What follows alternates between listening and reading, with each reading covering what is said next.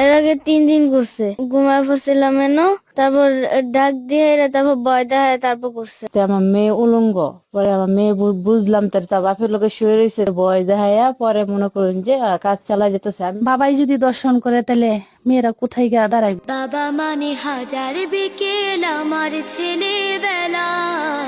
বাবা মানে হাজার বিকেল আমার ছেলেবেলা।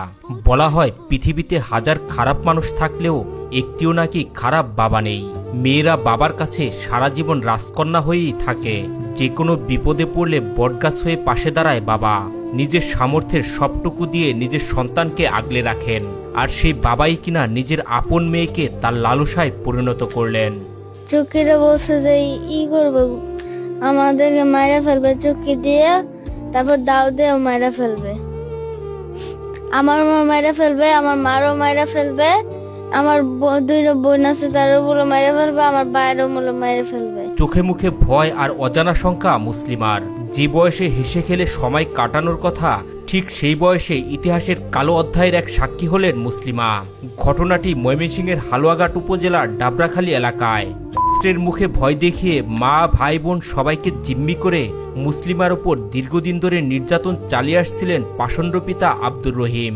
এর আগে 3 দিন করছে, বাবা আমার সাথে শুয়েছে, আমি ঘুমায় পড়ছিলাম এনো, তারপর ডাক দিয়ে এরা তারপর ভয় দেখায় তারপর করছে। ভুক্তভোগীর মা জানান তার স্বামী তাকে রাতের বেলা ওষুধ খেতে দেন।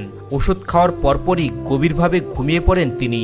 এরপর প্রকৃতির ডাকে সাড়া দিয়ে বাইরে গেলে ঘরে এসে দেখতে পান তার মেয়ে বিবস্ত্র অবস্থায় রয়েছে।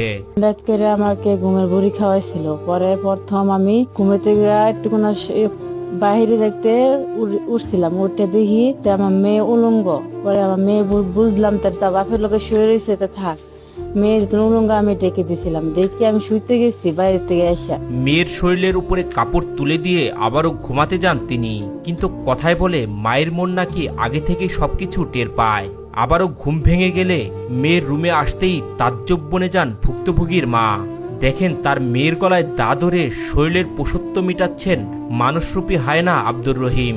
এই ঘটনা কাউকে জানালে সবাইকে মেরে ফেলার হুমকিও দেন আব্দুর রহিম।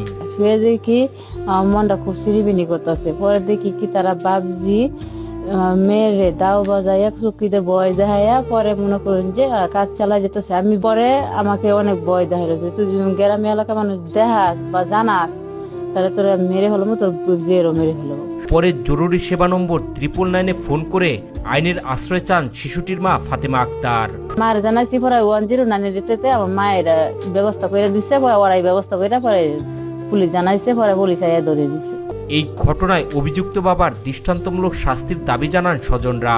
একটা কন্যা সন্তানের নিরাপদ স্থান হয়েছে তার বাবার কুলে।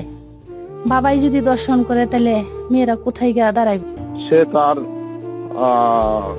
মেয়েকে ধর্ষণ করছে বিরুদ্ধে তার এই উক্ত অভিযোগটা তার বাচ্চা মানে তার ওয়াইফে লিখিত অভিযোগ দিচ্ছে, মামলা নিচ্ছে এবং তাকে গ্রেপ্তার করে বিজ্ঞ আদালতে প্রেরণ করা হয়েছে।